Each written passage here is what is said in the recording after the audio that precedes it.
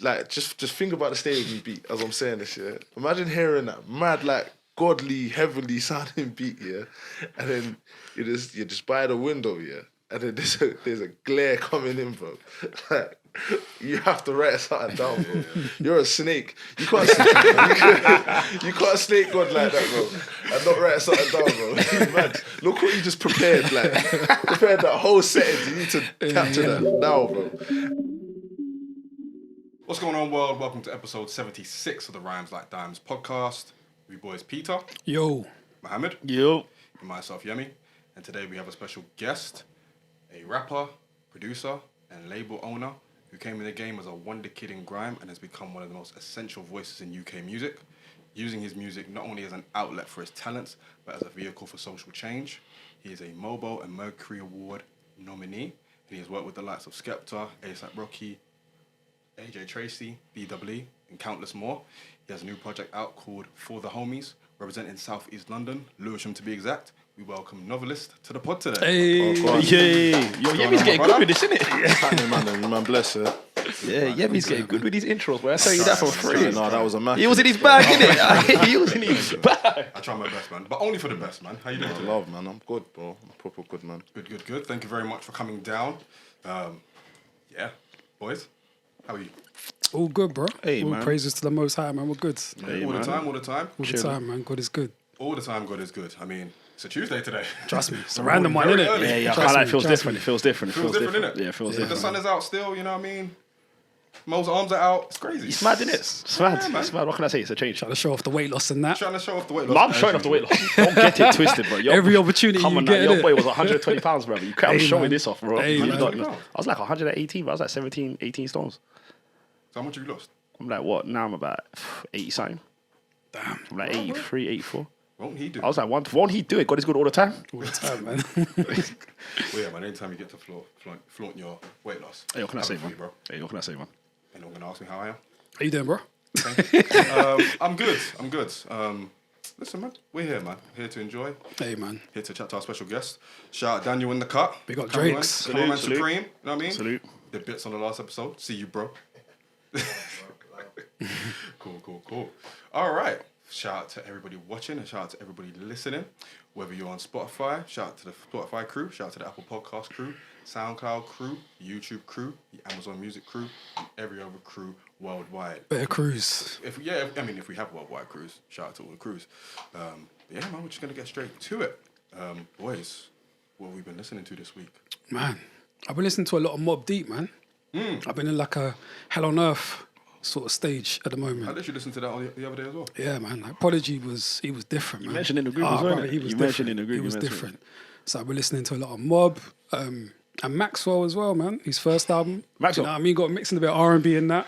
What a contrast. You know what I mean?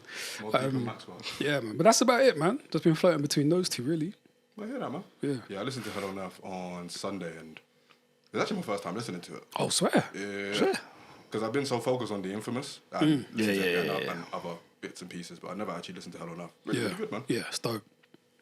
Maybe not as good, but almost as good. Yeah, but it's not going to be as good though, is it?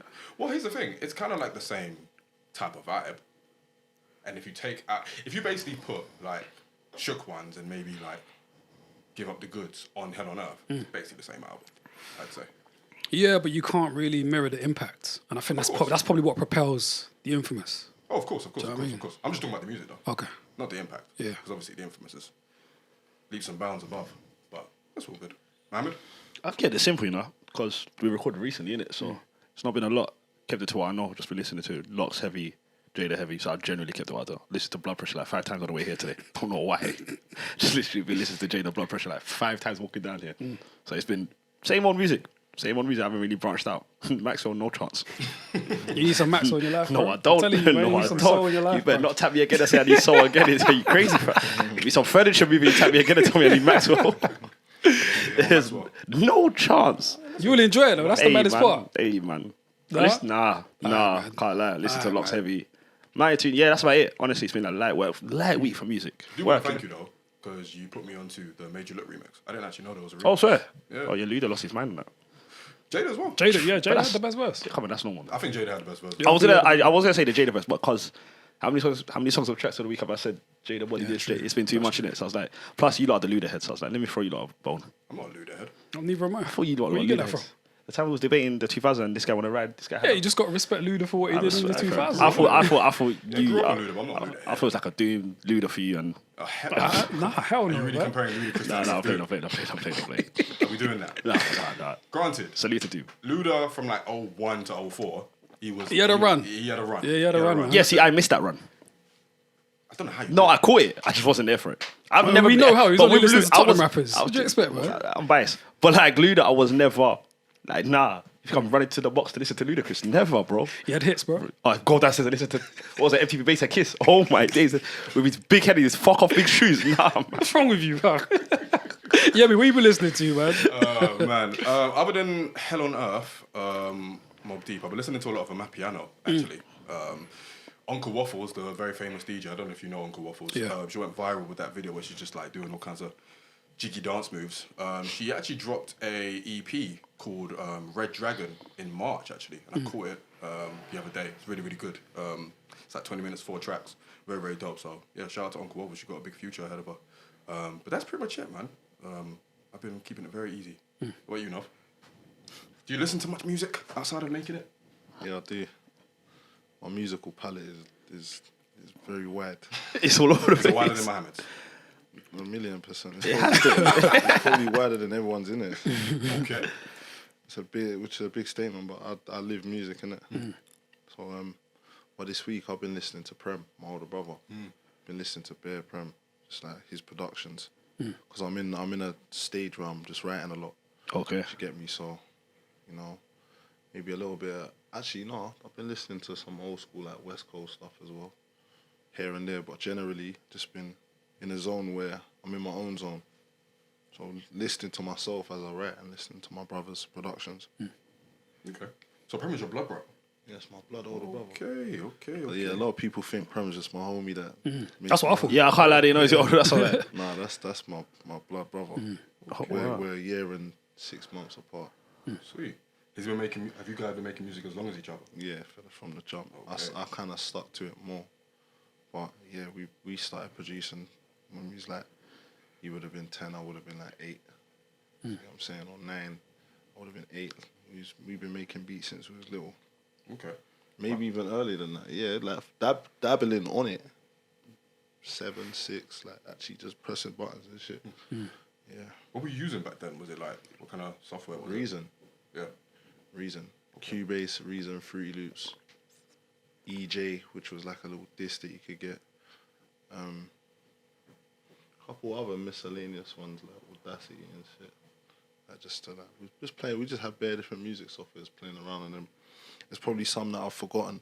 Do you get what I'm saying? Man, has used for years, but I've always stuck like my DAW that I used to produce on that is Reason. I stuck with it like throughout the years. So when I was young, I was getting the cracks from that Wembley Market, and like you know you can get like the whole software for like a $5 on a CD. Them times there. So I just stuck with it, and then you get to a certain stage where you can actually buy the legit software. Yeah. Plug yourself into like whatever kind of deals they got going on, shit like that. So yeah, So were you rapping before you started producing? no, Producing first. you know I'm actually more of a producer than anything. But people know me for my lyrical ability and my words. But I think something that majorly contributes to my skill set in writing is the fact that man's been a producer before anything. I hear that.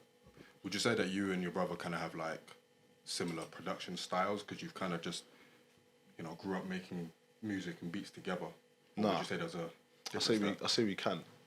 We can do what we want. Like our skill sets are interchangeable. So there's things that he does that I wouldn't think to do, and there's things that I do that he wouldn't think to do. But it's not to say that we both can't do them. Do you get what I'm saying? So yeah, just a we different can thought have process. similar styles when we want, and sometimes that's how we make our best music, when we both come together on a certain type of vibe. You get me? But generally, it really depends on what we've been intaking at the time. You know what I'm saying? Like you might be listening to something I'm not listening to, so you're gonna catch those grooves in his music and vice versa. So I imagine like getting into the production first probably like impacted you as far as like your musicality as an MC as well. Yeah, that's what I was saying. Yeah, That's yeah, exactly what I was saying. Yeah. Yeah, it kind of gives you a different understanding and approach, especially where one of my fortes is live. So performing live, and I'll build up a rhythm with the intention of, you know, creating a certain vibe in a live environment, and then test it out in a dance and then write accordingly to that. And it's just, you just guarantee a certain result when you can do that. Is that the grime kid in you, or was that just general like a music thing you like? That's the black in me, blood. That's the funk in my bones. Yeah, man. I mean, we're seeing Prem's name a lot more in your music now compared to maybe like the earlier stages of your career. Was that intentional? What, that I dropped the bottle? Yeah. Nah, it wasn't. Kind of, yeah. It's just, as you get older, you kind of pursue your passion more, innit? So I think that was the case with my brother. From I was little, I said it in No Weapons, from young knew who I want to be. Like, the way I dress, the way I move, the way I talk, all of that, I wanted to be like that when I was a YG. So I just kind of just painted this picture of myself my whole life and just walked into it. You get me? Okay. Where did that inspiration come from in the way you present yourself? I don't know, you know. I can't, it's hard to, like, compress 25 years of of inspiration into a sentence. I'd just say that the things that I've always, like, you know, lean towards, like, I don't just enjoy, I express as well. So if I see like a certain dress sense that I like, I'm not just gonna like that. I want to express it myself, you know, make it my own, or whether it's music. So in the earlier stages of my career musically, I was making the music of my environment, but there was more music in my environment that I wasn't making as well, that you hear more in the latter stages of my career so far. Because as you get older, you kind of draw from the well that is natural to you. You know what I'm saying? So I don't really take inspiration from what's going on socially. I'm more gonna take inspiration from seeds that have been sown into me from an early age that I've not necessarily expressed yet. You feel me? Who were some of your earliest musical influences as far as favourite producers and rappers coming up? Dr. Dre. That's a no-brainer. 3 6 Mafia, more when I became more like a kind of like teenager. But as a youth, man, it would have been a lot of funk, a lot of like soulful house as well. So like Roy Davis Jr. and, you know, like just, man's like a lot of ragga as well, like Super Cat and all them man there. So there's a lot of music. Some of my people them spent time in Japan, so we had Japanese rap CDs in the house, Japanese jazz. Like it's so eclectic. It's kind of hard to like definitively say what producer, but we could say like Loose Ends, SOS Band, Gap Band. Yeah. Like, you know what I'm saying? Like that's what man was digging from a youth, man. But this like, when you're 10 years old in the hood, you ain't trying to make no funk. You know what I'm saying? Like putting some flares and have an afro. It weren't like that. But when you get older, you do what you like, innit? Yeah. And secretly, you were a bit of a nerd when it came to music. Yeah, I just from an environment that's like, you know, sometimes you don't realize how much you know or have in talk when you're just consuming that much information. And after a while, you realize your life is music, whereas your peers, their life might be football. Their life is like, I couldn't sit down with you, man, and have a convo about the state of football right now. I don't have a clue. But you want to talk to me about certain technicalities and music and different things pertaining to music. That's where I play ball. You get me? So I say, yeah, man, just like kind of just always been musically inclined in funny, obscured, peculiar sounds and ways. Yeah, man. Yeah, it's funny that you mentioned the kind of Dr. Dre influence, and you kind of mentioned like the kind of West Coast stuff as well, because you can hear those flavors a lot more in the music now compared to your earlier days, which is where when you were saying about the ragga and stuff, it kind of makes more sense. What kind of gave you the confidence to explore more of that side of your influences as you got older? It's me, innit? Nah, I don't have to outsource that vibe, because it's I've had that seed sown in me from such an early time that now it's bearing its fruit. Do you get what I'm saying? Like, think about G-Funk, yeah, on a whole. How many G-Funk records do you man know from like young people? You don't really know any, do you?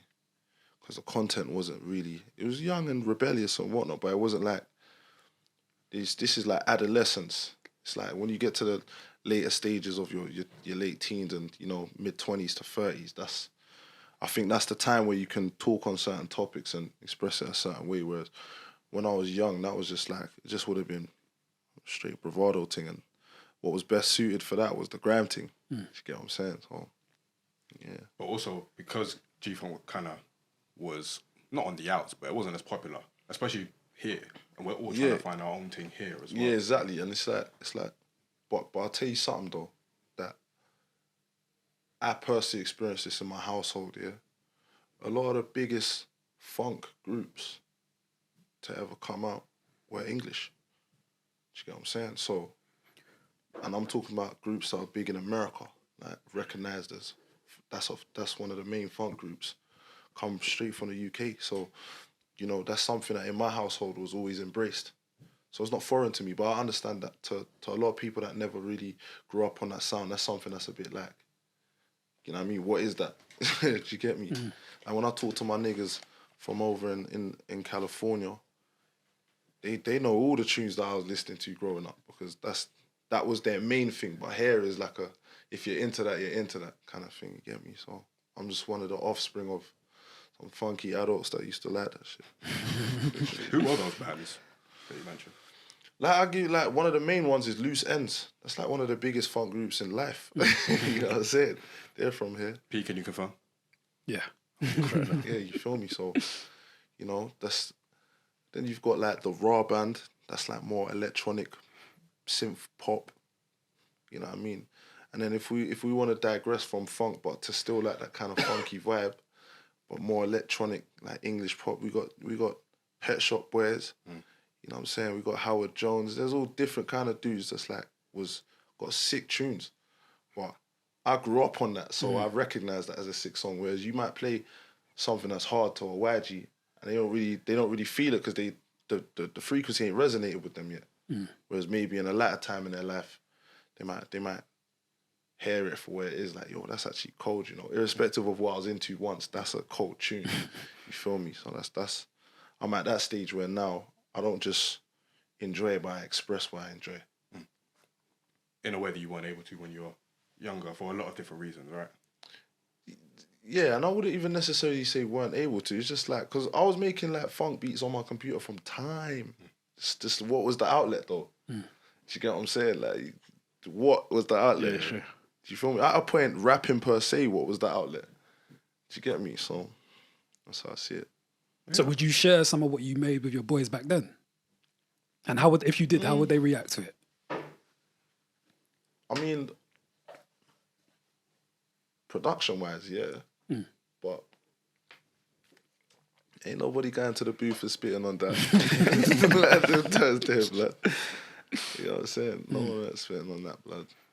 But when you were leaving your house and like hanging out with your guys, like what was everyone listening to? What was the vibe? Some Caribbean shit. Like, just things you could dag a gal to and parties and weren't really. And just some UK road rap and maybe some grime here and there. But, you know, I was the nigga that niggas be like, yo, nigga in my car or we're rolling out. They're like, yo, what's this? What are you playing? Kind of thing. But no one ever disrespect the music. It's just like, It's just a left turn from everyone. you can expect that I'm going to be playing something that the man that me ever heard before. You know what I'm saying? That was me. I even used to dress like that. You know what I'm saying? Like, I remember one time when I was like 14, 15, me and my nigga was like, not my nigga, me and Prem was like, F the ends, we're going bald. Like, you know what I'm saying? Like we're doing this bald thing. Like, we're just let it be known that man's on a bald thing right now. Like, you get me? So we do it. We used to just grow up doing what we like, man. No, I hear that, man. So how did you find grime, or how did grime find you? because obviously you've come from quite an eclectic musical background generally. Grime was one of the first genres I ever was like visually exposed to where I could see the whole aesthetic and everything. Like when them DVDs come in my house, like Risky Roads and whatnot, I was young, and my older people then would listen to it. Like when I first was listening to music, the only stuff I used to listen to was straight greasy shit. It wasn't none of this like intelligent lyrics.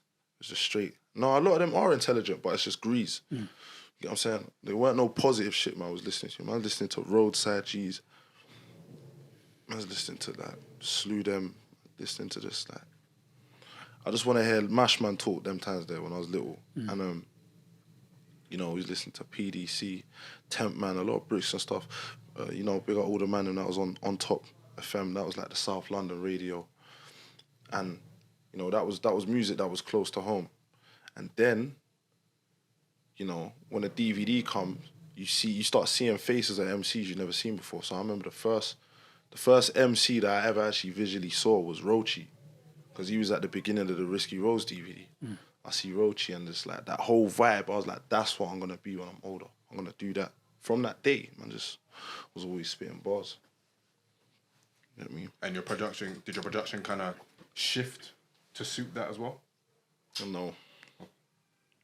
Nah, man. Like, them times I was trying to make like house beats and hip hop beats. Like soulful house, because that's what my uncle would make. So I make soulful house beats, hip hop beats. Sometimes you make like a greasy grime beat with a basic loop and just like me and my brother clash each other in the house for hours. Mum comes in the room, she's holding corn as well. You know what I'm saying? I was just not even a joke. Like, she can attest to this, fam. Like anyone come inside is getting dissed. Like, that was it. You know what I'm saying? So we doing all of that. And just like, you know, because I was on it, like I said, if I like something, I express it. I don't just like it. I think that's the difference between like a creator and a fan. You get me? Or a creator or just purely a fan. So it just became part of my expression as a person, innit? Yeah. Get me? Seems that way, man. And obviously you were clashing pretty much as much as you could as well, I imagine. No, I wasn't, you know. Okay. I'm not a clash MC. Like, I'll bang man in the face for them things. That's my true. I'm not on all of that. I'm not on it. That's why you ain't really seen me do that. But maybe in my younger days, you might see one or two clashes. Do you get what I'm saying? And somehow, those 2 times that man's done it has become like an actual thing. I mean, they were famous clashes. It went viral. That's what I'm saying. It was big. But man's not on that. I've never really. That's not my. I don't believe in trying to harm someone with words. Like, do you get what I'm saying? Not even for the sport. Nah, blood. No? Because I'm not on that. Yeah. I'm just sincerely, I'm not on that. Like, to me, it's like. I used to find it entertaining to watch though. Yeah. Wouldn't mind watching Lord of the Like, I wouldn't mind clashing someone who's my brethren. Because there's certain lines man's not gonna cross. Because to me, if you're crossing certain lines, you just may as well be on site. Like, what's the point? I'm not trying to bruise your ego. Like, that's dead, fam. Like, I'm not on all of this sucking mum and all of them weird like. I don't like that type of clash. But if it's a thing where you drop your bar, I drop my bar, you drop your bar, I drop my bar, and it's even pre-written, I might just tailor it to you a little bit, but it's not like nothing serious. I like that because that's a barring thing to me. But when it becomes about just straight dissing and all that sneaky shit, I'm not on it. So I guess, was pirate radio then a more, not comfortable, but was it like an easier, not even easy, but like a better platform for you? Because I've seen you you did a Risky Roads a couple times. If we're gonna call that a clash now, you come in the room when I'm spitting, you're getting shelled. Like, everyone's getting shelled down. Like, man don't want to take the mic after man, but that's not me trying to like clash someone. That's just a certain lyrical dominance. You get what I'm saying? There's 50 man in the room. My bar has to sound the hardest. That's how it was. So yeah, Pirate was fun for that because we all made each other like better. You know, my boy might come radio, I'm looking at him thinking, right, how's he doing that? Like, that's a new thing. Like, I ain't really seen that swag before. And then, you know, man, reason and just like learn different techers and whatnot. So yeah, that's the sport that I like. Yeah. But the disrespect element, I'm not on none of that. Not on it. I wasn't even raised like that, fam. No, I hear it, man. You know what I'm saying? I mean, we all know how important like pirate radio is and was now. Yeah. But when you were involved and kind of I suppose, sharpening your sword, as it were, did you feel like you were doing something that was important? Yeah, I was doing it on purpose. I'm not. You tell me in my generation who was doing Parrot before me. There's no one, because no one was. It was literally me and Grand Mixer. Like there weren't no one before that. Flex FM. I was linking him. Brothers was shocked. Like what man are still doing this? We was hopping train barriers at South Wimbledon station regular to the point where when man come there at a certain time on a certain day, they got guys waiting for guys, bro. Because they know that, bro, these niggas run through here every week. Slide under. Bro, I seen a man slide under the barrier on his belly. It's no cap. I seen a man slide under the train barrier on his stomach to board through. Like, it's a madness. Wow. So we was doing that all the time. And man was doing that to make a base. So when we made that base, that's when man started bringing people there, like inviting other man them down and blah, blah, blah. We're doing pirate. But not only that, we're accumulating a fan base through the actual airwaves because it come like we was just doing our thing. You don't know how many hundreds of people are locked into that show. And I remember that they weren't making us pay no subs because the amount of viewers and listeners that was locking in was more than the average shows, because at this point it's coming like a series. So man, I expecting man next week Wednesday, Flex FM bun down with Grand Mixer. You know what we used to do? We used to rip the radio ripping and upload it on SoundCloud. Them times there. So yeah, that was fun, man. That was a lot of fun. Who were some of the MCs that you were bringing through? There's too many names to name, man. Everyone, basically. Well, everyone in that certain generation. Yeah. Aside from like the Croydon lot and couple East man and that, but it was mostly most man still. Most man. Are there any memories of that time that stick out to you? Bringing people to Flex FM and just, doing your thing? Yeah, I used to like how it would be after the sets. Like them were all mad sweaty. Like mad sweaty blood. Because they had one aircon that you used to have to put £1 in if you wanted any aircon. Yeah, but okay. I didn't know that existed. Unique. Yeah, it was very unique. You know what I'm saying? I remember this rolling like 30 man up. Like niggas from the end who don't even spit was rolling. Just to be there. Be part of the movie. Yeah, just be there and just be like, right, what's going on over here kind of thing. You know what I'm saying? Remember that feeling of just like, raw man, shelled it today, bro. Like, like man's looking at you different after that day. They're like, raw, that man ain't ever seen you do it like that. And then what happens is that's when the bookings start coming in. Because they hear man on the radio, the promoters. So man are getting booked now and spraying. Man's going to the dance, not even after the dance. Private joke. But man's going to the dance and spitting certain bars and they're screaming man's bar at man. And you thinking, how do you even know that bar? Because the only time you spat that bar is in a little small room. But you're forgetting like that. Them frequencies go to bare places in the UK. So man's getting booked. I'm in a dance, man is screaming my bars at me, switching on the DJ if the DJ's not reloading it. Like man's experiencing all of that. And I'm like, yeah, this is fun. This is what I want to be doing kind of thing.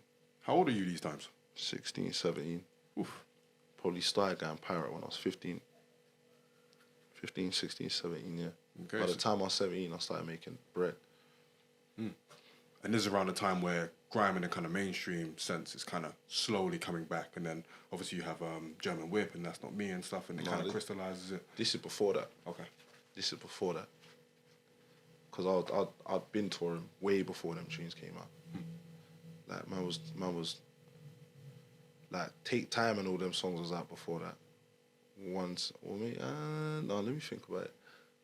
Because do you know what it is? When man was doing all them Tim and Barry TVs and all them different like platforms there, there wasn't really nothing big yet. That was like big. Do you get what I'm saying? At one point it was like it was only me. A couple other MCs, like it was like that. You know what I'm saying? And then you got man like Kwam and certain guys like older MCs that was like still doing the radio thing, but I can't really think of much that was going. There was a stagnant period where no one didn't really, like, man weren't really checking for the gram thing yet like that. You get what I'm saying? The only person who consistently did it and was doing their things was like P Money, JME, and there was other MCs doing their thing, but no one wasn't no one wasn't really like making a mad movement like that to where they're bringing guys and there's a wave where everyone's looking at what the wave is. It wasn't so much like that. Other than the instrumental guys like Boxed, Slack, Mum Dancing, you know, Mr. Mitch, Elijah and Skilliam doing their thing majorly. They was putting on dances. So yeah, there was things happening in grime, but this was like another burst of nostalgic energy that didn't exist. Do you get what I'm saying? Cause one thing I dare not do is like refute the work that other people have put in. Do you get what I'm saying? Because the ball was always rolling, but what we was doing was unique and very, very, very young. You get what I'm saying? So I think that kind of like restored a certain energy in the genre. Because if the youth ain't involved, then there's something missing completely. It's a disconnect. A big disconnect. So we kind of roped in a whole like new crowd. Like, nah, I'm 25 now. I got niggas who see man on the street. Yo, Nov, you know I grew up on you. I'm like, grew up on me. The fuck? Like, you growing up on guys like that, man. We're the same age, brother. You know what I'm saying? You know what I'm saying? We're the same age, but I guess so. Because man was a youth. I feel like you're the youngest, oldest person, if that makes any sense. Young like, OG sort of yeah, thing. you're Yeah, the that's what youngest they OG, say. yeah. Because when Take Time came out, I remember that was during the dark period, and then I remember you guys were The really dark age, bro. And I was even going to ask that. How did you keep going through? Yeah, because you went through a dark period of grime. Yeah. No, go on. No, your question wasn't asked. We was the light when there was the dark. That's what I'm saying. Now, I'm not saying no one else weren't doing anything, but I'm saying that dark period you're talking about. The only reason we got through is because we was the light. Do you get what I'm saying? We wasn't looking for no bringing. We just kept doing what we was doing. That's it. I hear that, man. I mean, I guess it's because of that light you guys were bringing, and that's why there was so much. I don't know if you want to call it expectation, but you were being seen in a certain way because you were kind of the leader of that kind of new school and that kind of what they call the second generation of like grime and grime kids as well coming through. Yep. Was there ever a point where you kind of felt any kind of pressure to live up to Nah. any expectation? Nah, because I'm still that same guy that everyone thinks was a leader. That's me. So I don't understand the pressure. I don't even really fully understand the question. Well, you know what it is? I saw a quote from... You know what I'm saying, blood? Well, you know what it is? I saw a quote from, I think it might have been Logan Sama, and I think he called you like the poster child for the next generation of like grime kids. And with that, especially for... I like that he said that, but I hated how people ran with that. Because man ain't just that, you get me? Well, that's what I was going to say. Like, obviously when the media picks up on that, they then have an expectation, especially after what we've seen in the first gen, obviously Boy in the Corner, Home Sweet Home and all that. So you're expected to follow that kind of lineage. So I suppose to that, if it ever was a thing where you felt like you had to reach that level to be in any way considered someone. Bro, man's already immortalized. I ain't chasing nothing. I ain't chasing nothing. I ain't chasing nothing. Like, you know, like some things I just look at and I respect that for what that is and what it was. That's sick. You get what I'm saying? Like, past that, man ain't chasing nothing. But like, I've done a lot. That's all you can do. And the thing is, man's 25, blood. Still, man. Man's 25. It's not like I'll do your interview in a 40-year-old about the good times. Like, At the end of his run. yeah, blood. Nah, because man's laid the smack down for how long I've been doing this thing. Man's really like it's solidified to the brim. You get what I'm saying? And I know that. So, because I know that, it's now watching nothing. I'm not watching what people want from me. I got something way better to offer than what people want from me. So. And did you have that attitude back then? Because Yeah, you weren't. bro. So what? You knew where it was gonna go, where you were gonna go. Fam, like it can't go anywhere else other than where I take it. Do you get what I'm saying? That's that, and I know that. Like if I decide today I want to put my feet up, hang up my towel, and not do this shit ever again, that's as far as I took it. But I've already got a projection of where I want to take this thing. So man ain't watching when man's telling me I need to do this or I need to do that. I'm like, whatever. You lot ain't even got a clue what man's on anyway, fam. So get me. That's it. Oh, cool. Well, I mean, you carry a confidence that you've always had since you were young. Yeah. Even to this day. That's why I got enemies. You got enemies like that? Yeah, of course, bro. Anyway, I mean, going back to like that period where you're like on Flex FM and stuff, I suppose you're making music, like grime music as well, grime music at the time as well. How did the link up with Mum Dance happen? Man gave me the bunny ears with grime. I mean, considering what we've spoken about, obviously, like you're a man of many talents and many sounds as well. But at the time, it was kind of designated to that. So, Yeah. how did the link up with Mum Dance happen? Because that was kind of like, especially for a wider audience, that was very much like a breakthrough for you. Yeah, that was a monumental thing, man. 1 second, take time, and all that. I'll tell you exactly how I linked up with Mum Dance. I was at Just Jam doing a set, and he was there, and he had heard some of the sets I'd done with like some of his pals, like Slack and different guys and whatnot. He was like, "Yeah, Nov, like really love your stuff." He was talking. He was like, "Yeah, just come to my crib. Let's make some weird music." I was like, "I'm on making weird music. Let's just do that, innit? Like, why not? Like, that's the essence anyway. Like, just make some weird shit. Like, and then we made that. So. And that's kind of why I put like the grime music sort of thing, because when you listen to One Sec especially, it's very minimalist. Like it's got that grime tone to it. The only thing that's also not in a way. Yeah, the main thing that's grimy is me. Yeah. That beat don't really have percussion in it. Yeah. It's bass. Do. Fam, that beat is nuts, cause I know when it came out, people was thinking, "What the heck is this?" But liked it though, cause it sounded good, and that's all that you need. No matter what you make, if it sounds good and they like it, what else?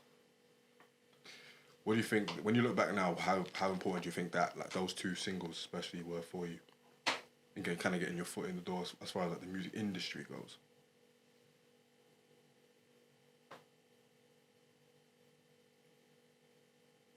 I don't know how to estimate that, because it's my life, innit? You know what I'm saying? Like you live your life. You don't. I've never really pre'd that. I'm more pre my intent than anything, because it's your intent is the prerequisite to any opportunity. So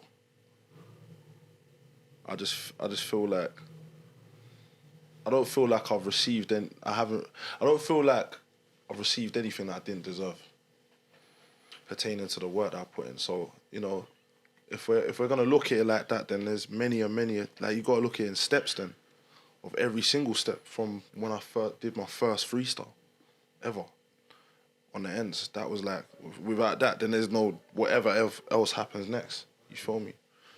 So it's stages, man. I feel as though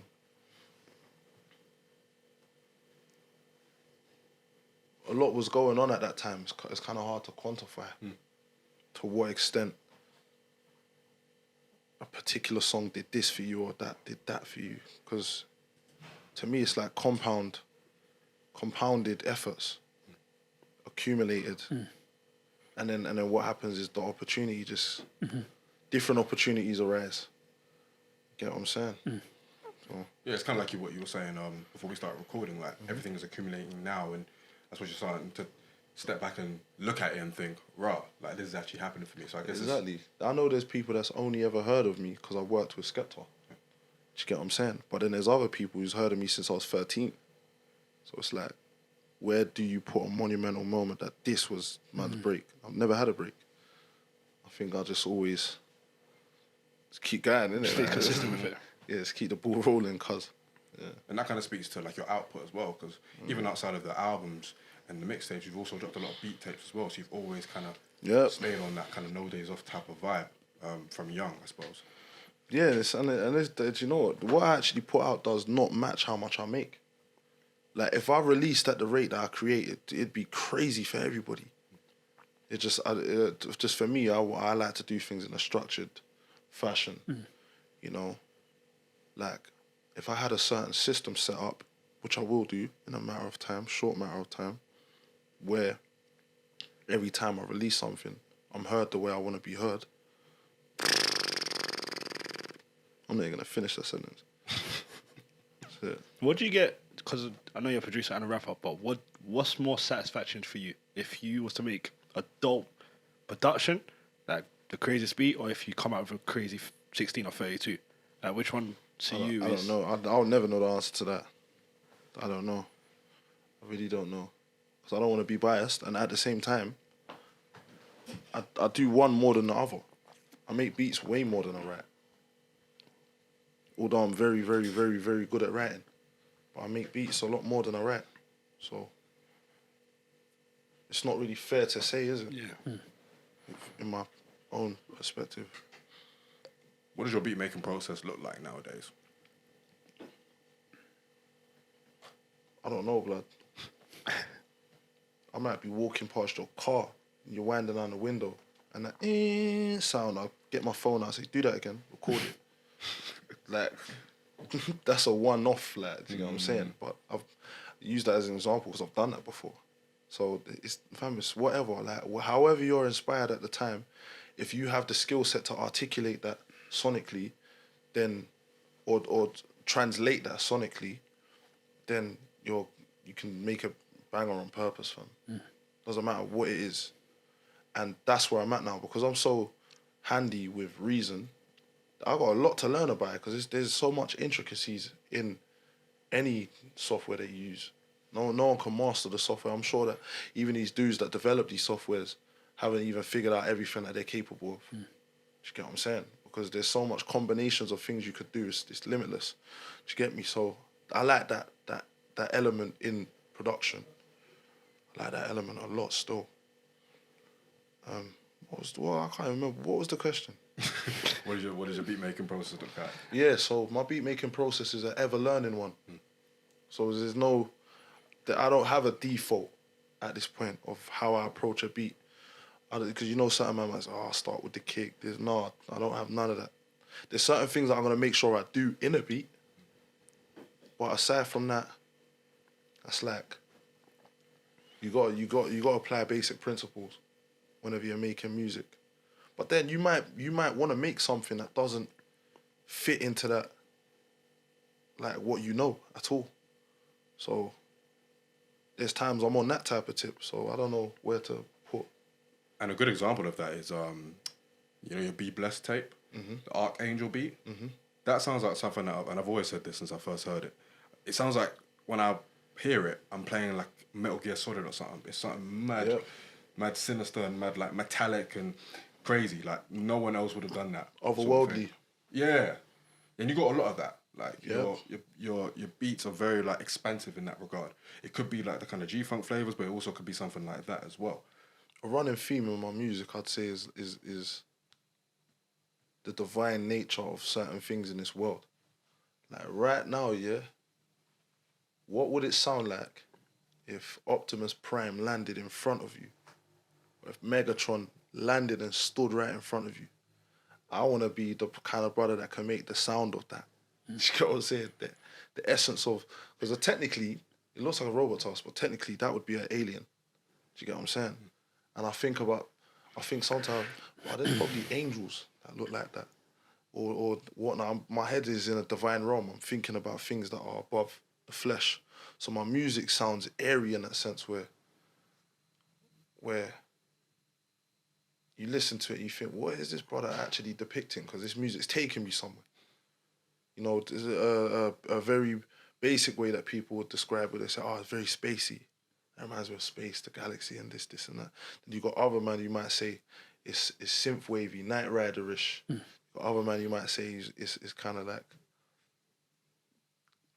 just electronic and dark. And then there's other vibes that I like bring you to a place of absolute peace and light. Do you get what I'm saying? So for me, it's not necessarily about what the topic is, but it's more about the subject. And the subject is making music that is above the standard of what is conventionally released in this day and age. And when I say above the standard, I mean in terms of creative direction and principles. Like when you hear it, you're like, blood, this ain't no regular production. This ain't no beat for one extra. This is like, no disrespect to the platform. I'm just saying, like, this is outside of that. The best way you could appreciate a beat like this is put it in a movie. Because a nigga ain't about to spit on this. Like, this is something else. You feel me? So I like to release music like that, just to let it be known that's what man can do. And also, when you listen to that music, you understand that that's how that producer felt. Because you can't release what you don't have inside of you. What even for a beat like that? Like what? I don't know if you remember what was inside you at the time, but like it's got to be a very special feeling for a beat like that, and a lot of the beats that you make as well. Well, I can go to the places where where it sounds like that within myself.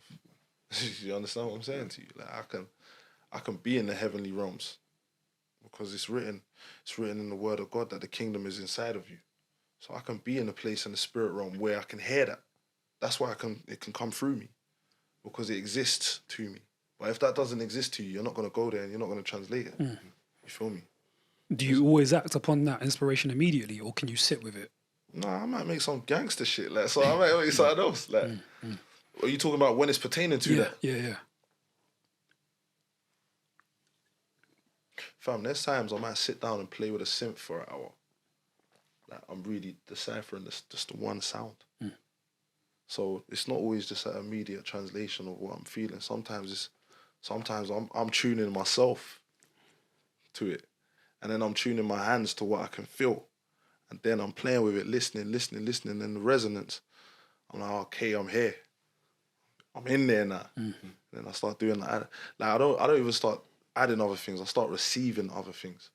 Do you understand what I'm saying to you? You receive it. It comes to you, and then you, whoosh, yeah, I'm there. You get what I'm saying? It's like that. What's the writing process? Do you write with a beat or without a beat first, or does it just vary? I mean, based on what you said about the window and that, you might be walking somewhere and just something just hits you. Sometimes I hear it in myself, in my heart. I hear what my heart's saying. You know what I'm saying? Like one thing, when you hear my lyrics, you can feel that I mean it, and that's like that comes from that doesn't come from an idea. It doesn't even come from premeditation. It comes from just it. That's like That kind of unexplainable urge to kind of like pen something. It's like you just gotta let the frequency like connect, man. Like, what's all this like premeditating business? Unless you're writing accordingly, you're writing so accordingly. Like for example, a song where I do this is like Active.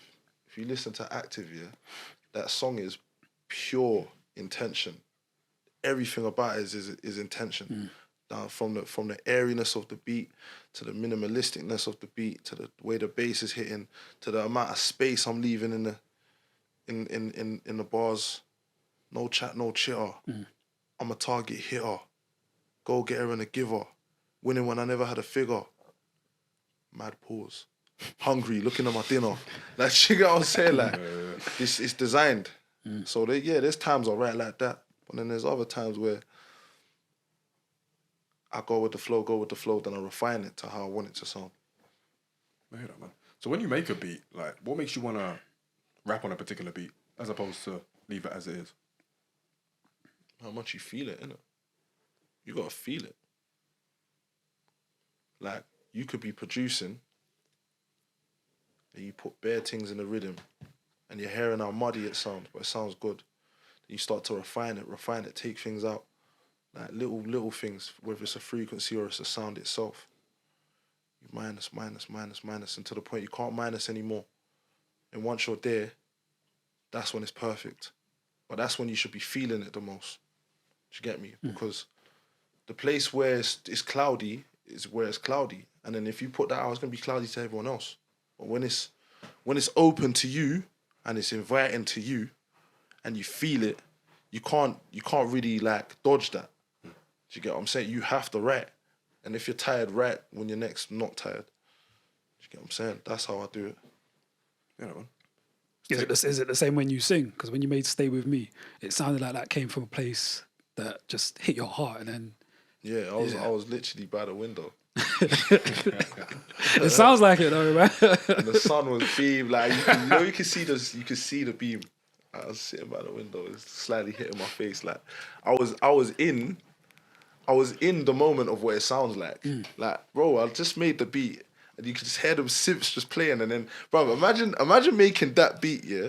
You're laying on your bed and then like just think about the Stay With Me beat as I'm saying this, yeah. Imagine hearing that mad, like, godly, heavenly sounding beat, yeah, and then you just by the window, yeah, and then there's a glare coming in, bro. Like, you have to write something down, bro. You're a snake. You can't snake God like that, bro, and not write something down, bro. Man, look what you just prepared, like prepared that whole setting. You need to capture that now, bro, and then give it to everyone. So that's what I did. Yeah. Because that song's actually, people think that's a romance song. That song's about Jesus, you know. Oh, sorry. I didn't get that. Yeah, that song's about Jesus, fam. Like, if you listen to it properly, you'll hear that, like, the feeling of it is love, but you'll hear that it's not romantic. Do you get what I'm saying? So that's that tune's peak, bro. I was fire, man. Stay With Me is, I'm turning out on the CV leader. Stay With Me, just sit by my car window, just thinking that. Yeah, It took you a minute to drop it as well, didn't it? yeah, man. Because I think I heard it on It was out for like, it was previewed for about a year and a half. yeah. Something like that. Maybe even 2 years. Because it was on that Channel 4 show, and then you dropped it. Yeah. Yeah, man. People really wanted that one for sure. Oh my days, brother, I was getting that. I've never been so hounded for a song in my life, cuz talking about bad man from jail are calling me like, brother, when you gonna drop this? So I'm like, bro, the world is yearning for this thing, man. Like, what? God, you get what I'm saying? But obviously, that was kind of one of the first times in my career where I felt like. One of the first times in my career where I felt like I had something that really needed to be done right. Then afterwards, what I realized is, fam, you made it. You made it. It was divinely inspired. So just give it. Forget what you think you need to have in place. Just give it out and let it speak to the people. The people will be the promo. I don't need to do all that other industry shit. Just put it out there. Those who're supposed to hear it are gonna shed tears when they hear that. You know what I'm saying? So you know how much people told me that tune helps their life, like, got them through certain things. I'm like, yes, nice, glory to God, safe. Get me? Would you ever make a whole project in that vein? Yeah, Yeah? of course. I think I'll sound fire, man. Should do it, bruv. Right now I'm working on For the Ladies. I hear that. For the homies, for the ladies. Can't miss out the ladies, man. Can't miss them. I hear that, man. You said before, just now, you kind of want to let things be a lot more as far as like the music goes. Compared to when you kind of got to that realization, were you very like, not necessarily a perfectionist, but you kind of wanted things in a particular way before you kind of realized it doesn't always have to be? I've just accepted that what I do is enough. Like, I'm free from the system of how it works. Because I know that if I speak, it's going to happen. Well, blood, man ain't running down nothing now, blood. Things have to come to me. That's it. Like, if I make one declaration, it's on, you know. That's it. And after that, it's work and relaxation.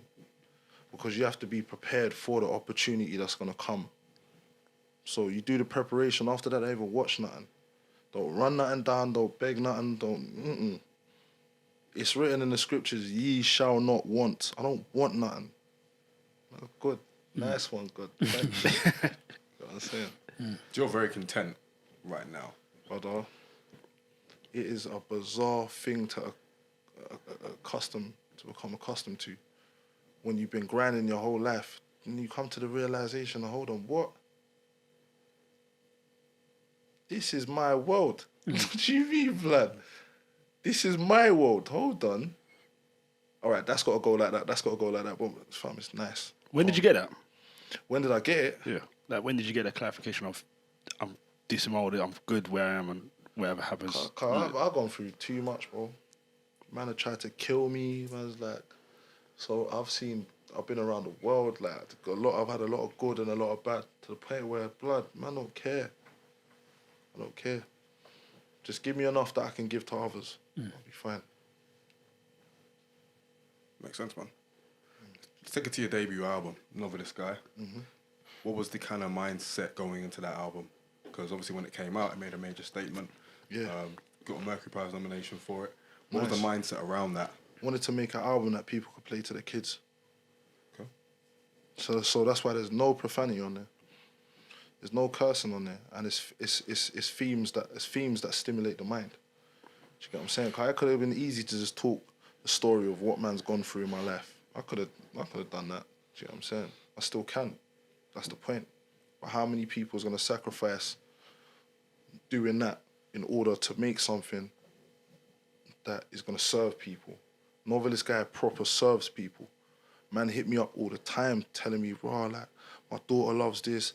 Brother told me, cuz this song gets me through the day. I listen to this, then I'm restored. I'm talking about normal ass people, fam. I'm not talking about none of this rap pride or none of this like egotistical garbage. I'm talking about normal people, the kind of people that we spend most of our time around in real life, unless you're one of these wannabe celebrity dudes. But as far as I'm concerned, I'm around normal people, yeah. The average person is going to listen to a certain music and take it in a certain way. I'm making music for those people. I'm not making music necessarily for people who share the same lifestyle as me. I want to give something to someone who's like, just like probably my buddy in primary school. Do you like the music? Cool. If you like the music, I need more people like yourself to like that, because there's more people like that in the world than anyone. So I made that is as commercial as Novelist will ever be, in the sense that I made that project to penetrate through anything and that everyone can receive it. That's what I mean when I say commercial. I don't mean in sound, I don't mean in theme. Because if I did, I would just make popping bottles music and party music for the club. Because that's what I consider as like conventionally commercial. But I'm talking about commercial in the sense that everyone can receive it. Get me? Mainstream, reaching kind of like the mainstream masses, and it didn't, and it did. Yeah, like I didn't need it to do it via the industry. I needed it to do it via real life. Because that's why I made it. I didn't make it for the industry. Even it getting Mercury nominated was like the irony. Do you get what I'm saying? Because that album was made in my bedroom, because that weren't no studio. That was some independent, real, like raw to the core, like raw. Like, what is that? What man's on, yeah? Yes, that's what Novelist is on. No, I hear that, man. I think one of the biggest examples for me of like your intention behind the album is Smiles, song Smiles. Just listening to it and just its kind of simplicity in like the kind of lyrical matter is kind of speaks to your intention. It speaks to the truth that you're trying to bring to the project. Imagine hearing kids. Imagine playing that song to a kid. They're gonna learn them lyrics so quickly, because it's like chanting. And do you want to know a fun fact? The actual original version is a greasy tune, and it's called Bare Frowns, No Smiles and the Bits. But this one says Bare Smiles, No Frowns and the Bits, because I switched around the words. But originally, it's a tune about like this, like being in a hood, being stuck in a hood, because that's how we felt. Do you get what I'm saying? But on the flip side, a million other men are telling that story. So let me just tell the story of one of hope. Do you get what I'm saying? Well, that's why I made that, and people love that song. They love it. They absolutely love that one. Yeah, that's my favourite tune, to be fair. Nice. And then obviously you got tunes like Stop Killing the Mandem as well. Yeah. Obviously a very, very obvious message there. Yeah, because I had to add an audio to the immortalization of the message. So not only do you see the message, but you can hear the message, and you can hear the background of the message. I had to leave that, because God forbid anything were to happen to me, I'd still want that legacy to have its place, sonically and visually. Because it does something when you see that image. When you look at it, like, that's a madness, you know. Like, man, feel that. Stop killing the mandem. It's that simple. And mandem means gallem as well. Yeah. For all you ladies out there. We were at that march fun when I fact. first saw that. Yeah, Yeah, nice. we actually did. Oh, so you see me holding that shit? Yeah, we see you holding it. Yeah, Because it was profound though. Like, to see your brother in a white t-shirt just 100%. rolling, just holding that message. And I didn't even know that shit was gonna go viral, fam. I wasn't trying to do that. That's just how I felt. Like, I was in East. My nigga had come to check me that day in his gold Bentley. Them times, how old was we them times? They're like 19, 18 or something. Something like that, yeah. Man's maybe even 17. It's like, "Aye, you know there's a march in London. What's it about? Oh, black people, black lives." Like, "Oh yeah, we're going down there now, fam." Man was by an arts and craft shop. I said, "Let me just make a poster. I can't go to a march with no poster. I got to say something." You know what I'm saying?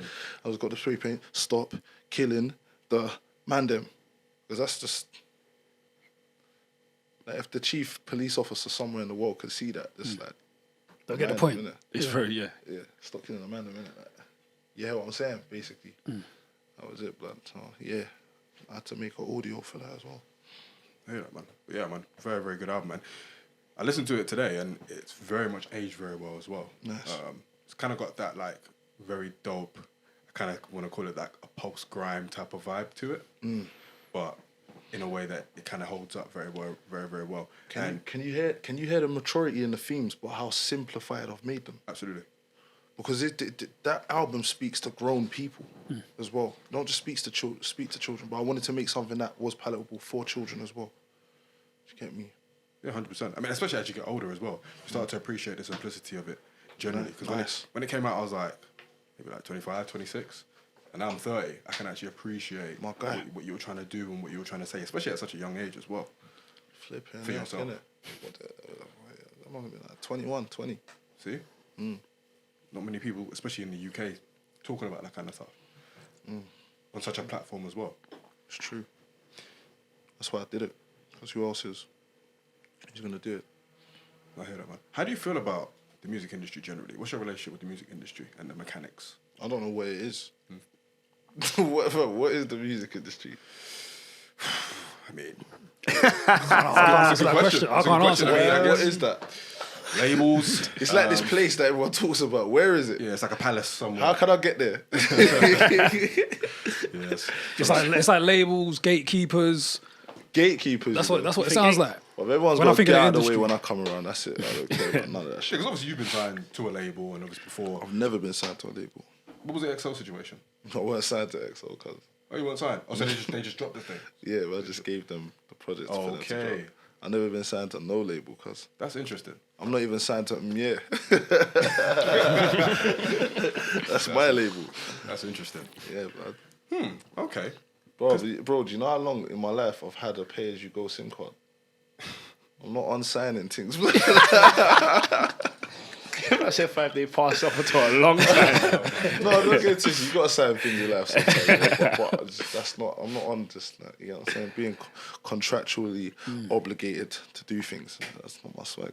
That's interesting, man, because a lot of artists probably, they strive for that. They strive for, you know what I mean, being alongside a label to push them, promote them. So to hear that you never really had that in mind is quite interesting. So what were you striving for then? Were you just... To be this guy that I said I always wanted to be. I think you can tell in the music though.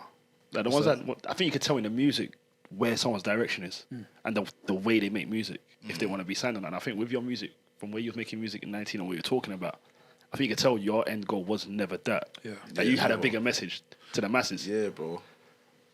I got the right to talk about things. Some of these guys ain't got no right talking of that. But I don't exercise that liberty. Well, nah, I can if I want, and no one ain't gonna stop me if I do. But at the same time, for me, I had a purpose, innit?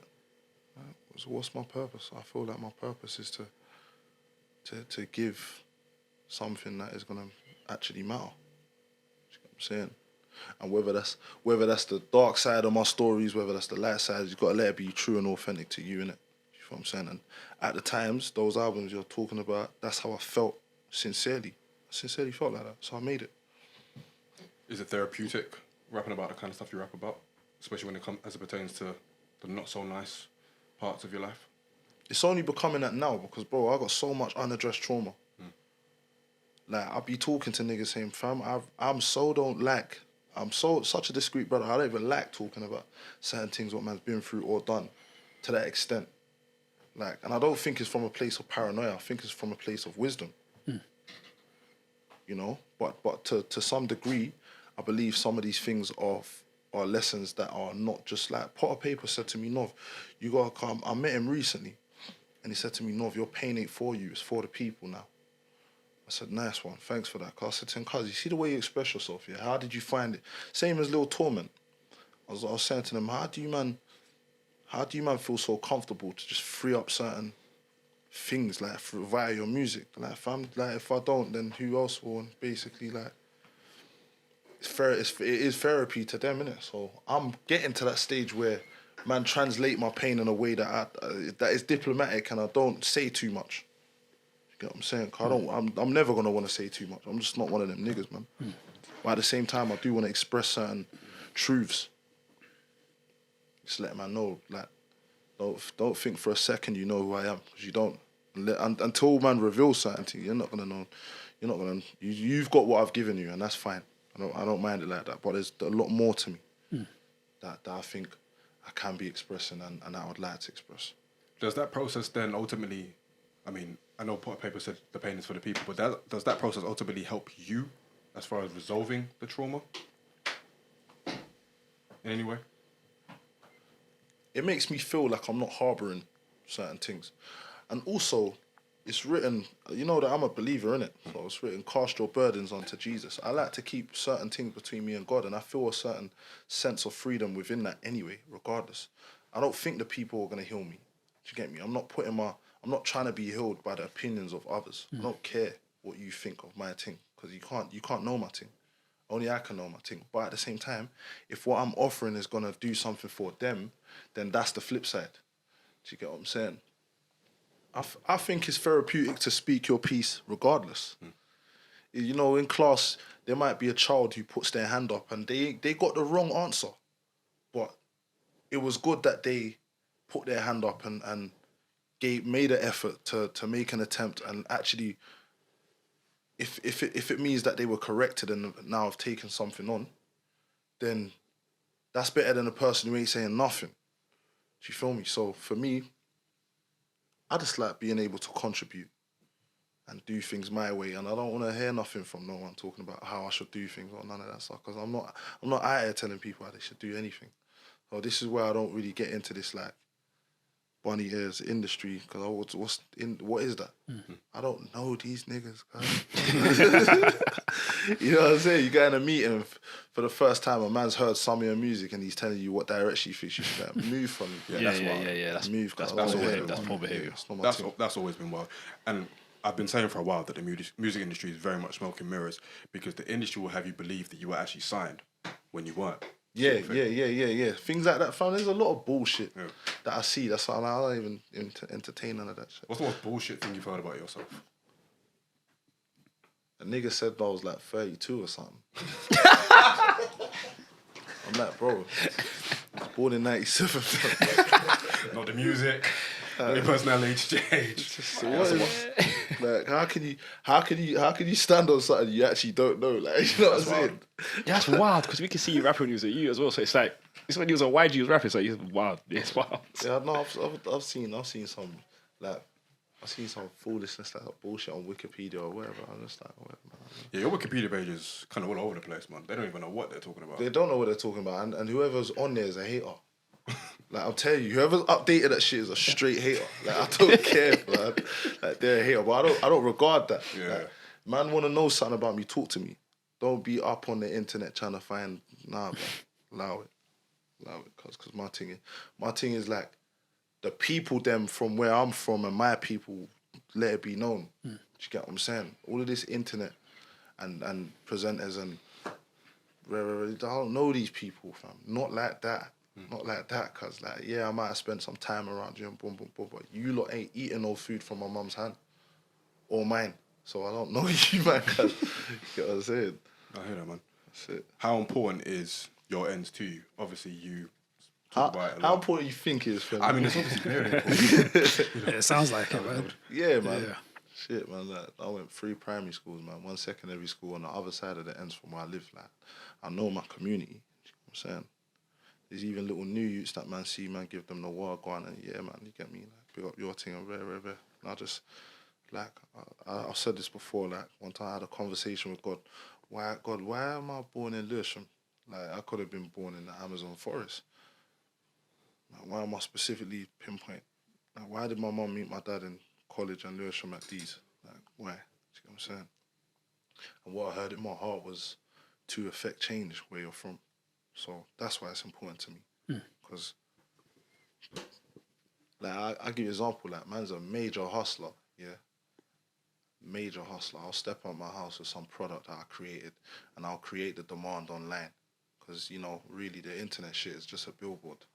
Twitter and Instagram is really meant to be in a billboard. Meant to be a little billboard. You a social billboard. If you're a hustler, if it's something else for you, then cool. Enjoy them little photos. And that. But for me, I get up there, I advertise, I speak. Sometimes I speak my mind and let it be known. Just like, you get me, my character and whatnot. But that's part of the brand, isn't it? Like you gotta know what man thinks and feels. But everyone's got their little slogans. You get me? So yeah. But I'll say like, I'll sit in my car. I'll be investing in everything around me. Might have a financial low, so I'm sitting in my car, looking at a Novelist Guy CD. Novelist Guy, the name of the debut album. Looking at the CD in the car. Looking at the CD and saying, what's that CD worth? You know what that CD's worth? That CD's worth whatever I say it's worth. Because I'm Novelist. So here what financial low, yeah? Alright, cool. I'm shotting 20 of these. I'm gonna shot 20 of these CDs. I'm gonna number them. I'm gonna sign them all. I'm gonna shot them for a bill each. I'm gonna take pictures of them, like holding them on my lap like that. Bow. Whilst I'm still in the car. All this thought process.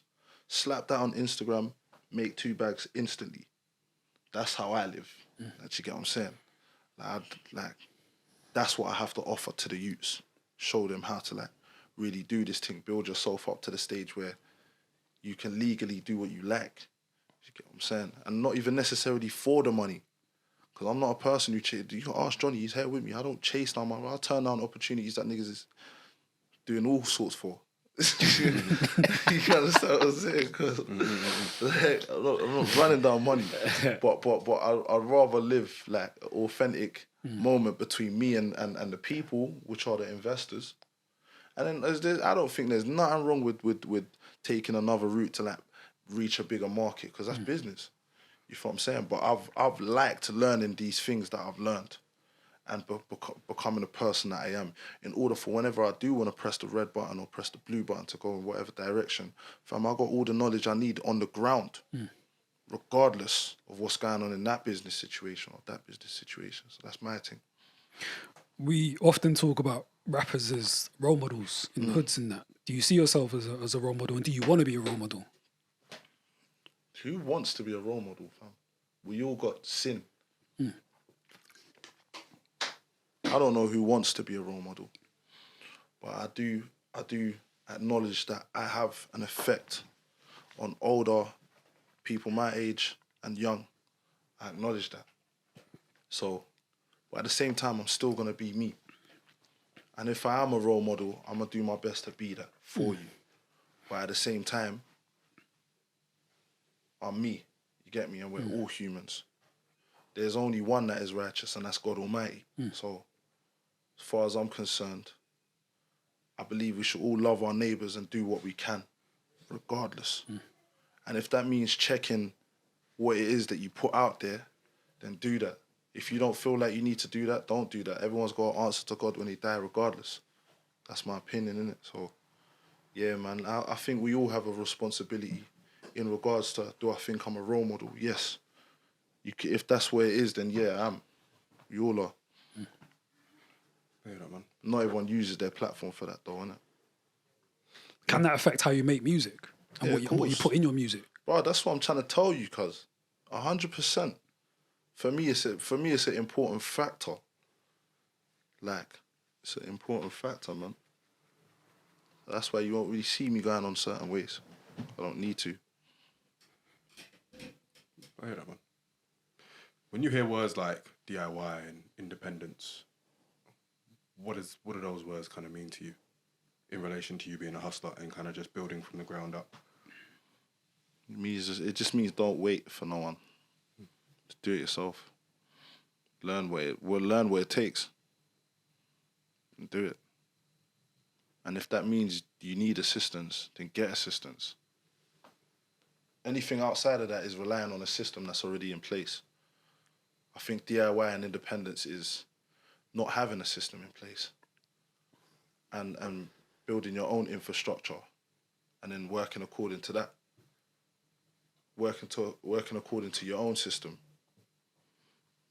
That's what I think. And you kind of done it your whole career, even before you fully became like a musician, when you were just on pirate radio and stuff. You've kind of always lived that. Yeah, when I was outside doing little shows on the ends and whatnot. Yeah, literally. Literally, I've never had a job in my life. Never been employed. Not once. That must be nice. No, it's hard. Yes, it must be nice. It's flipping hard. Because when you ain't got nothing to rely on other than your ideas, nigga, you're gonna have a brainwave. Yeah. You have to. Like that's just how your neurological pathways open up. You literally have to receive some kind of revelation. Literally. What have kind of been some of the more challenging aspects of your career generally? Just dealing with other people's anxiety. Like, I'm a chilled ass nigga, yeah, but sometimes you go places and man are just moving funky. You're like, brother, relax, cuz. Like, it's just like brother, what's going on, blood? What's going on? What the? I'll step out, I'll be so thinking this brother's doing the most. Like, fam, it's good, you know. Like, man's calm. Don't worry what I think about you. I'm cool. But that's another aspect of the industry as well. Everybody's trying to show up, trying to be this person, and It's an image thing, isn't it? Really It's a character. Everyone's a character. Yeah, really and truly, they're crumbling inside, but they might not always want to. They might not always want to show you, but when they show you, it gets a bit mad still. Yeah, because my thing is like this, yeah. Fam, man got love for everything that's got respect. And even if you don't have respect, man can still see past that with a certain level of grace. There's a place where that stops within me. And the grace of God has to now take over, blood. You're right. I mean, you're not wrong. But what's good about the grace of God is that it's infinite. You get what I'm saying? So where yours isn't. Yeah, where mine isn't. Like. So don't piss me off when I'm feeling like me, blood. You know what I mean? But generally, I think just sometimes you be trying to do your thing, and they so don't know themselves that they just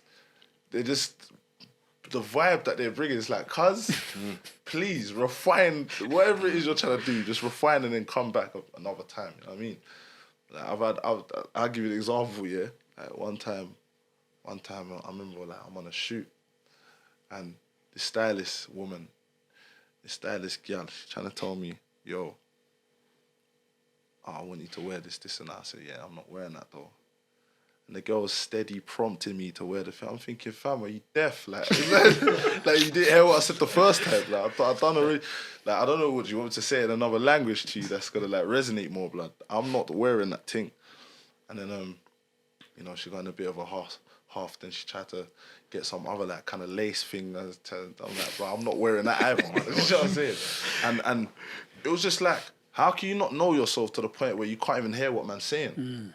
I'm telling you, I'm not rocking that. And you're insisting that I'm rocking that. But I've already spoken.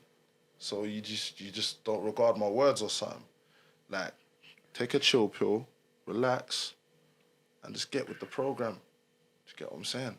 That's like a little example of just like sometimes, people just doing the most, doing too much. Like, fam, I rate your job, cool, but you don't need to do all of that. Yeah.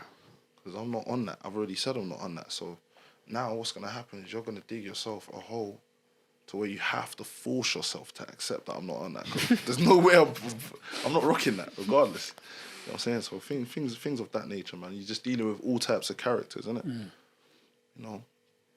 People can't hear no as well, sometimes. Like, this girl clearly didn't want to take no for an answer. It's got a negative connotation though, isn't it? It's a sign of rejection. It's a sign of maybe your ideas aren't as great as she thinks. Yeah, that's why a lot of people can't take the word no. At the same time, but that's if she should know him. That's if you think like that. If you don't think like that, I don't mind being told no. I probably don't. Especially when it comes to certain things, I don't mind. It's all right, cool, let's do something else. What's the alternative? You get what I'm saying? What's the alternative? All right, you're not feeling that? Cool. How like why would you not know yourself to the point where you'd let something like that like make you that fragile?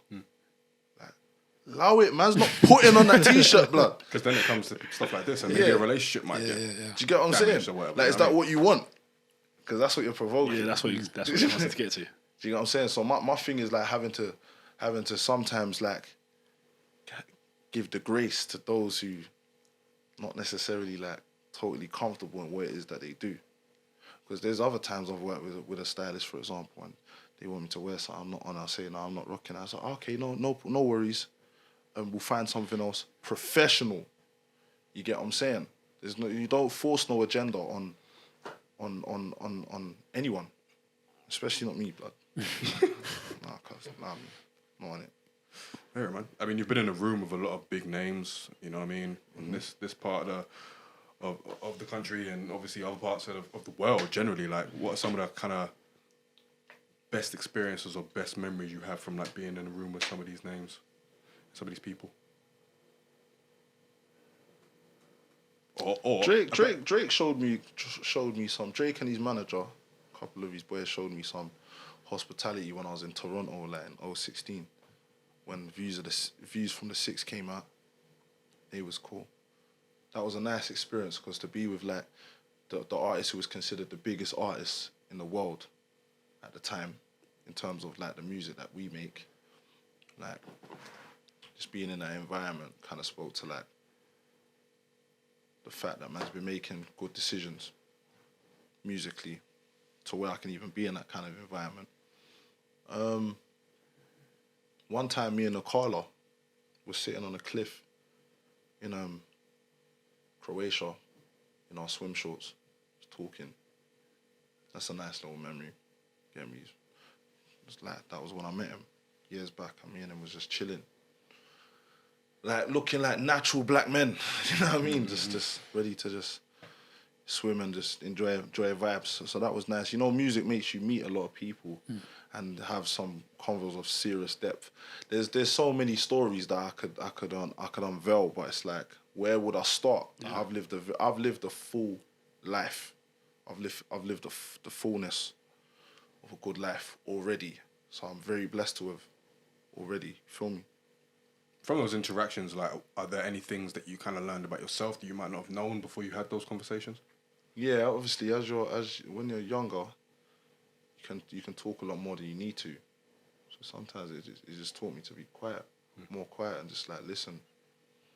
You know, because when you're excited and young, you can have ideas, or you might even have a bad attitude where you don't need a bad attitude. So things like that, it just made me assess my character. You know, not those particular situations, but just when you're dealing with greatness, it has to be received. There was nothing, I heard a quote recently, there was nothing that was ever great without something else great as its prerequisite. Or ushering, greatness ushers in more greatness. So, like, you could be great, but if you ain't willing to receive the greatness that's greater than you, then you're going to stay stagnant. So that's what those situations teach me. And do you consider yourself great? I am great.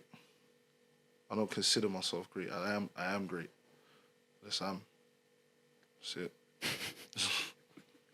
Fair? That's it. I'm great. No, I hear it, man.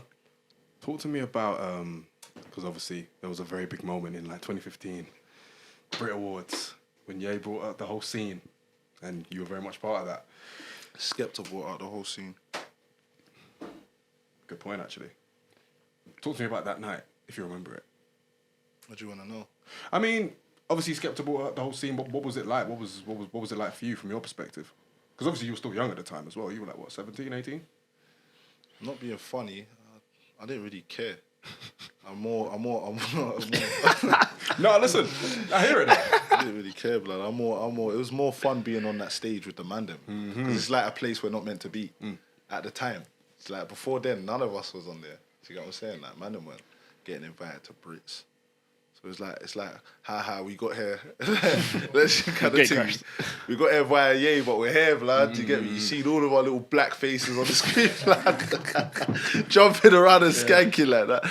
That was what was sick about it, blood. I always felt like the Brits weren't the place like for people like us.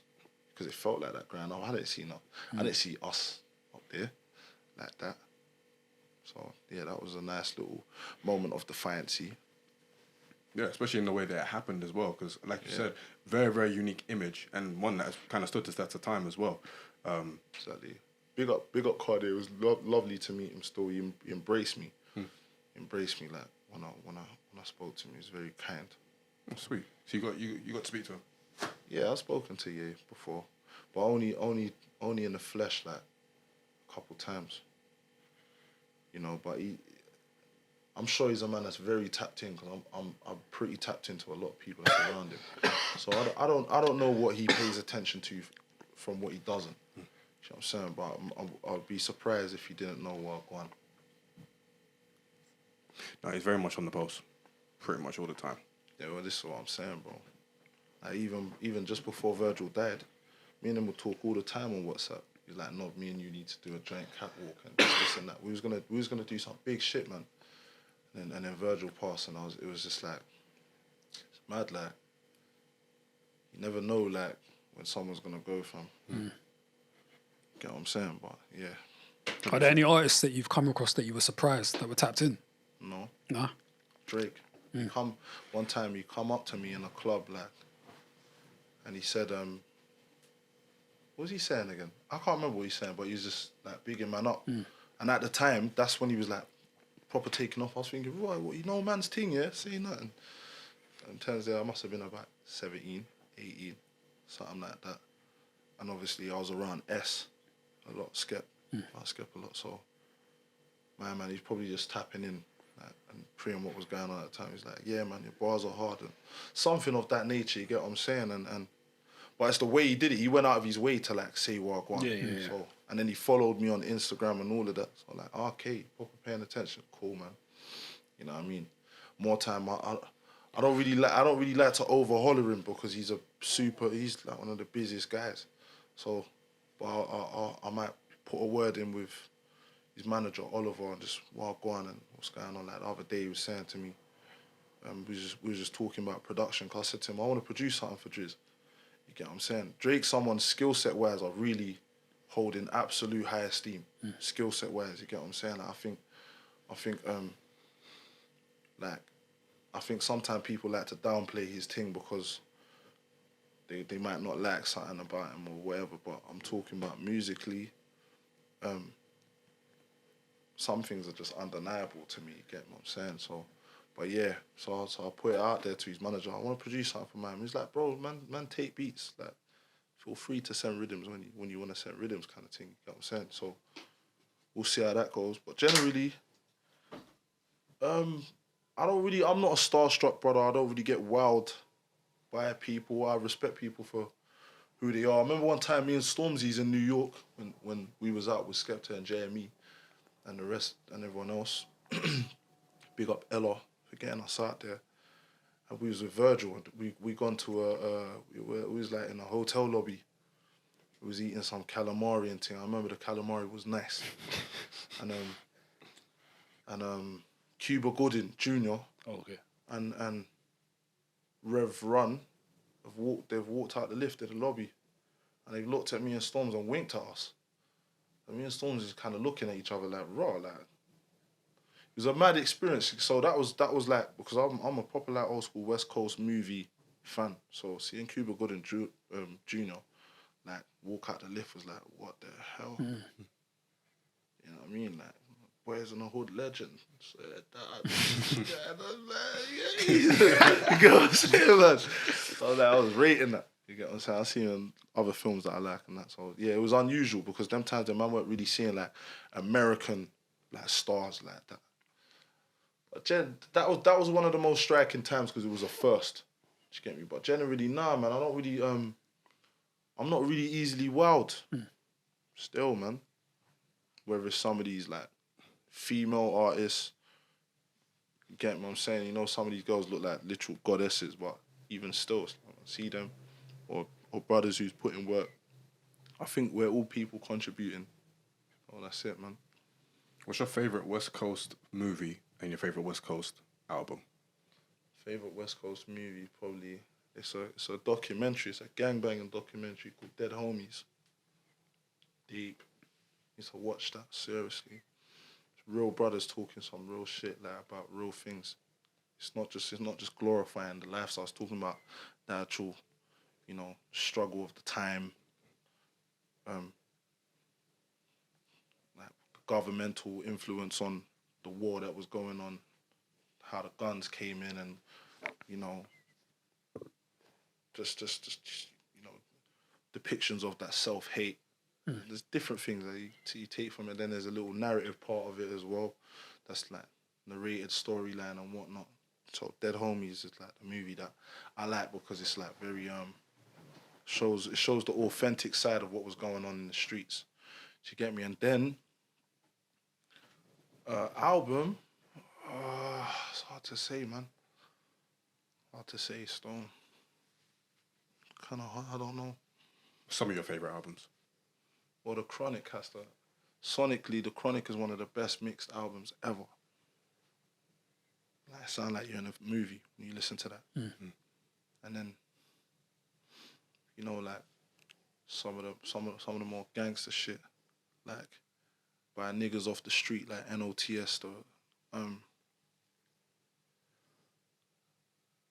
you know, like that's Kiki Loco and some Rolling 30s Crips and like different Crips and whatnot. That's like a Crip album that I like.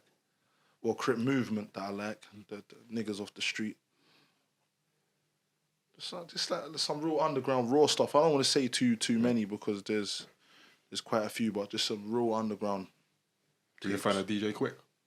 Yeah, definitely. Yeah, I used to listen to Quick a lot. I haven't listened to much Quick recently, but I used to listen to a lot of his old school tapes, albums. I actually use in some of my production now a DJ Quick sound pack. So yeah, man. Sweet, man. How important has Skepta been for you as you've kind of gone through your career? And do you have more music together? Yeah, we do our music together. He's someone that purposely reached out his hand at a time when niggas weren't really showing man a certain type of regard. You get what I'm saying? So I'll always hold him in high esteem for that. And Skep is a man that you don't think twice about blessing a man. He'll bless someone and not even think about it. You get what I'm saying?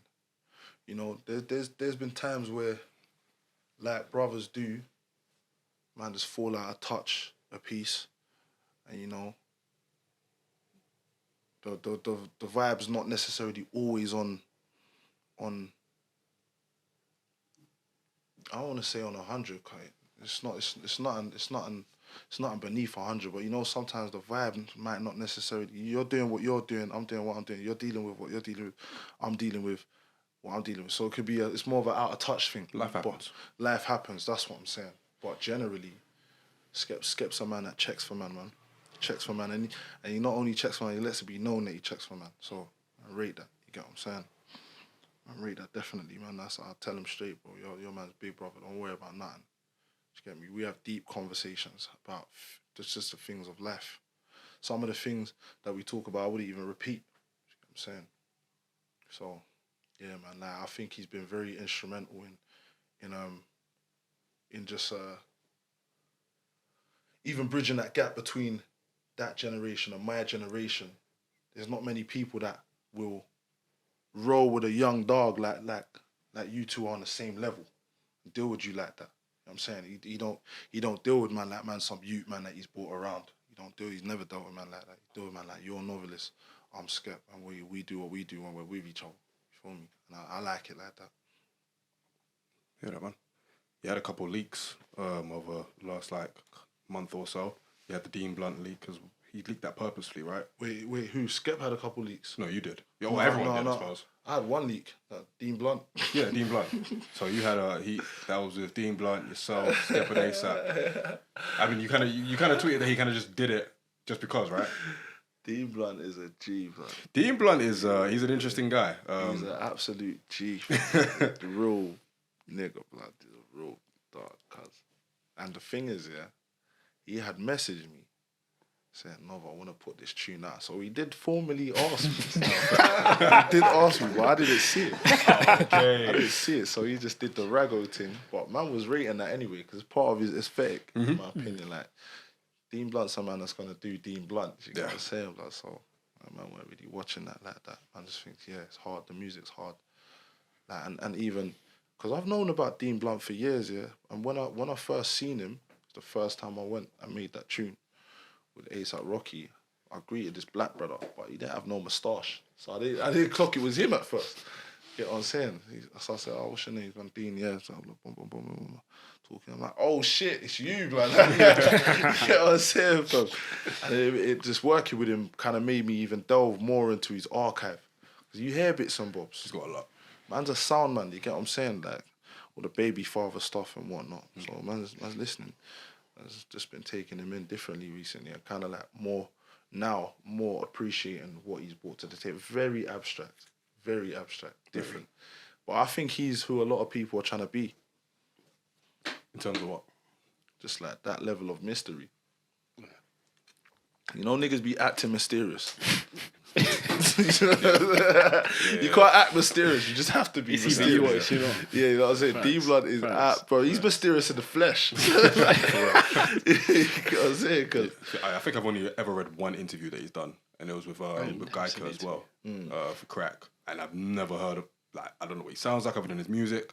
I don't know anything about the brother. So no, but you know what? If you go on YouTube and you see him, he's like, okay, yeah, for sure. Makes sense. Yeah. And everyone go on YouTube because Dean Blunt leaked a song with himself, Novelist, Skepta, and A$AP Rocky. It's called London Tonight, right? Yeah. London Tonight. It's dope. It's dope. Bar Drake, is there any other rapper you would love to produce for? Like, you just... Not really.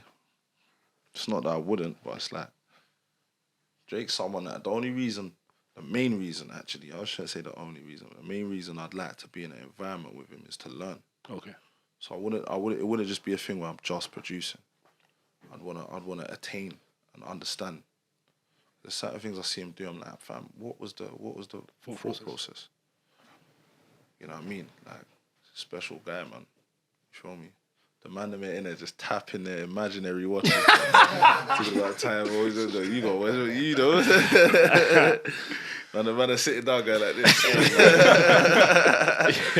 Fair enough, man. Nice. But yeah, let's take it to the present day very, very quickly. For the homies. I thought he said prison day. Oh my Because I've never been I was joking. going to say, wait, this took a left turn. God, man. Thank God. Wikipedia's like... Yeah, exactly. Thank God for that.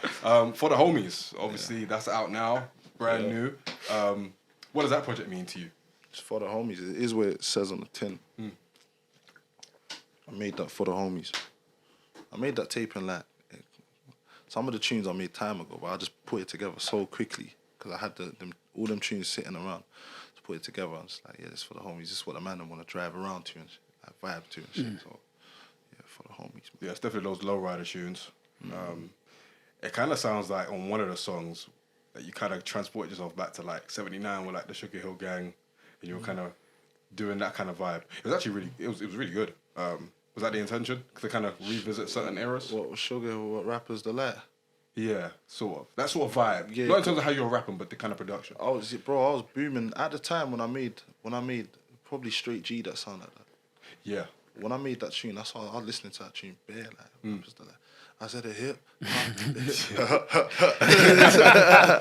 Listening to all of that, I said, yeah, let me get a bit of that, blood. That is hard, cuz. Yeah. Man can't neglect the steezes, man. Cause it's just, to me, it's just steezes that other black youths have done in a point of time. Get me? So that's for me as well. You did that for me. Let me get some of that. Get me? How have you not allowed yourself to like stay pigeonholed to like grime? Because from like Novelist guy to For the Homies is a very massive difference in sonically. Do you know what I mean? This guy is even above grime. Like in the sense of not better than, but it's different. It's like it I don't want to say usurps authority. It's just like, what's the word? It's like transcends. Yeah, Transcends. But I'll say blood. Them lot call me grime. I ain't out here screaming grime this, grime that. Like, that's when man was young, like, you know what I mean? Man love grime. Man, I don't care to be anything in grime. I've done everything in grime. Like, well, a lot of things. I've done a lot of things in grime, and I enjoy grime, and I'll always make it. That's it. But I'm not limited to that. If you limit me to that, you're a prick, fam. You know them ones there. I don't care who you are, fam. If you limit me to grime, you're a prick. You don't rate my catalogue. Because you ain't heard nothing else. People be talking about, shut up, blood. You ain't listen to nothing. How you ain't listen to nothing, but you want to ask me anything? Like, go and listen. Man can't box me into nothing. What's your favourite project of yours?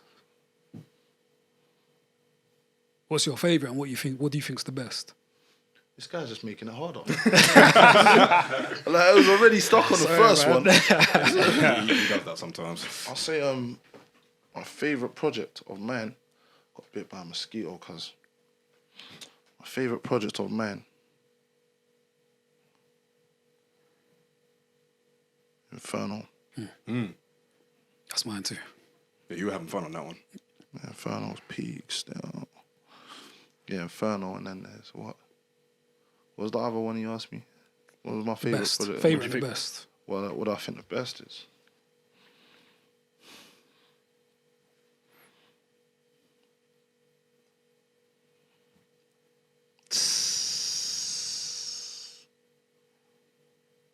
Heat is kind of peak, you know, blood. Yeah.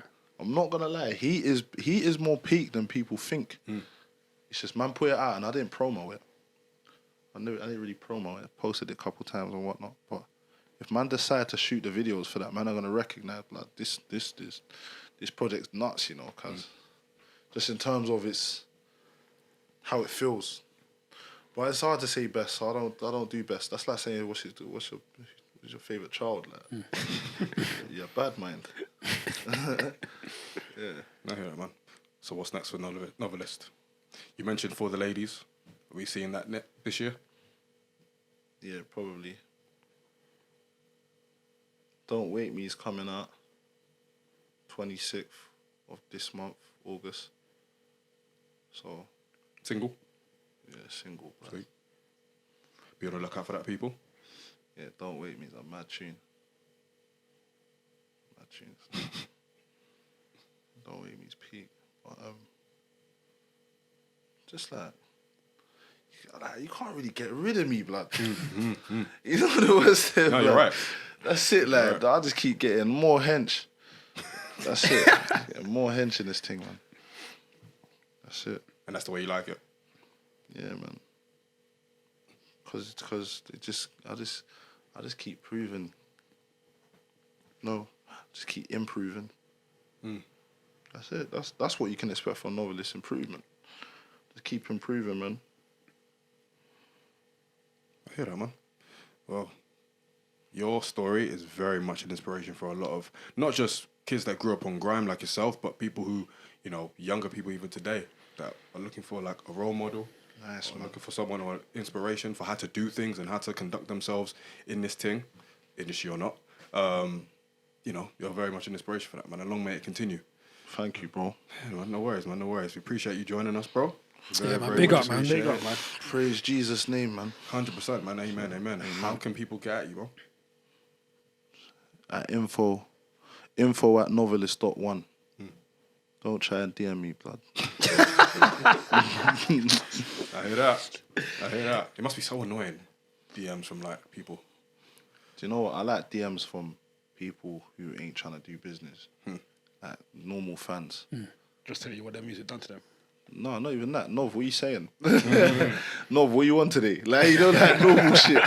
Or like, I just chat with them. Like, I like that because I like them to understand that man's a brother. You get me? Shout at me, blood. Yeah, bro. Well, boy, appreciate you joining us once again, man. Safe, man. Very, very much appreciate Big it. up, man. Thank you. Very, Appreciate very it. much. Very, Appreciate it. very, very much. Free the man, them. All day, all day, all day. Well, we're going to wrap up there, people. Boys, any shout outs before we take the people out? Cleo Soul. Obviously. All day, man. Oh, Obviously. big up Cleo Soul. Cleo Soul. Shout me. Shout Hey, me, I'm a man. fan, yeah. big fan. Did you go to the show? No, man. Nah.